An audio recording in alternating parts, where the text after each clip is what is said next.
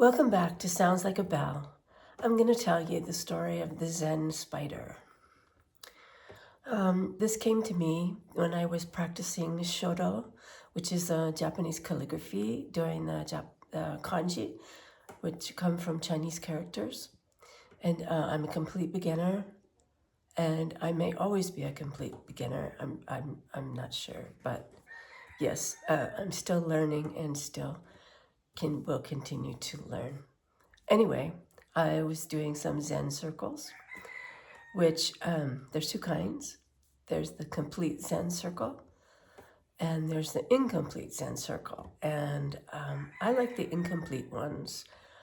They mean things like beauty, enlightenment, elegance, completion.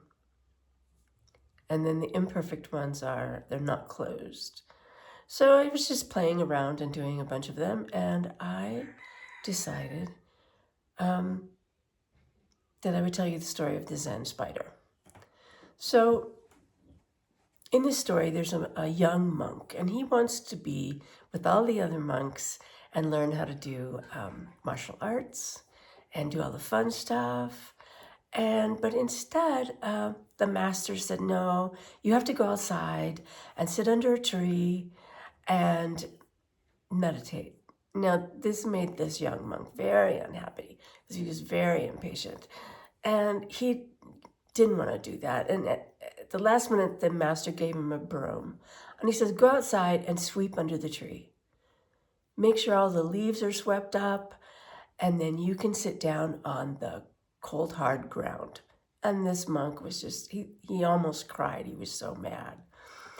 And then he told him, and while you're out there, clean all the spider webs off the tree, because there were a lot of spider webs up above.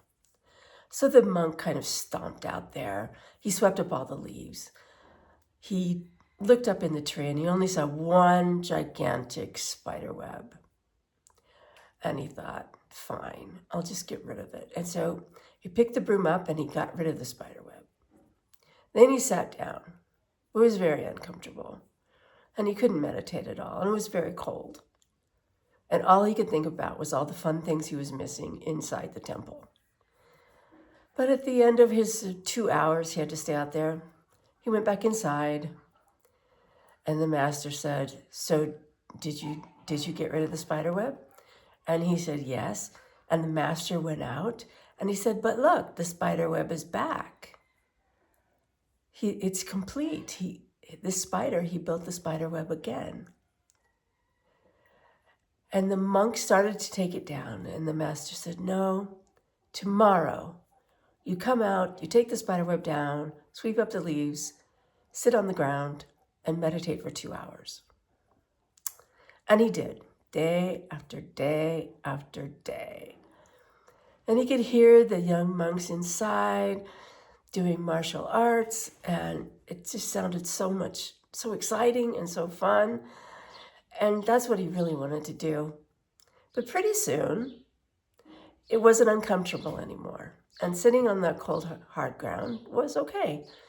And he started to meditate more. And he started to relax and be calm. And at the end of his 2 hours, he looked up in the tree, and the spider web was back. And it was the same spider. He had built that spider web again. Didn't seem to mind that his home was gone every day, and he had to put the spider web back. So he went inside and he said to the master, why isn't the spider more upset that I take the spider web down? And the master said, well, because the spider understands that everything is temporary, and he knows his home is temporary, and your discomfort sitting on the cold, hard ground was temporary. And after that, the young monk was invited in to learn martial arts, but he still went out every day to see the spider who had spun his web and always looked to be meditating in the center of the web. So that's the story of the Zen Spider. And here are the Zen Spider, my very imperfect Zen spiders I made. You can see I have a lot to learn, but when you're doing something and you're learning something and it's meditative, which a lot of things are meditative. Art can be meditative. Cleaning a house can be meditative. Almost anything you do can be a meditative process. And you can gain in creativity, use that energy of meditation to create.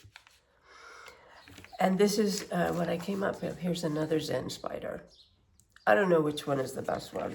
Well, none of them are that good, but I like them anyway. And there's this one. And they're all meditating. And they all realize that everything is temporary. So that's the story of the Zen spider. And thanks for watching.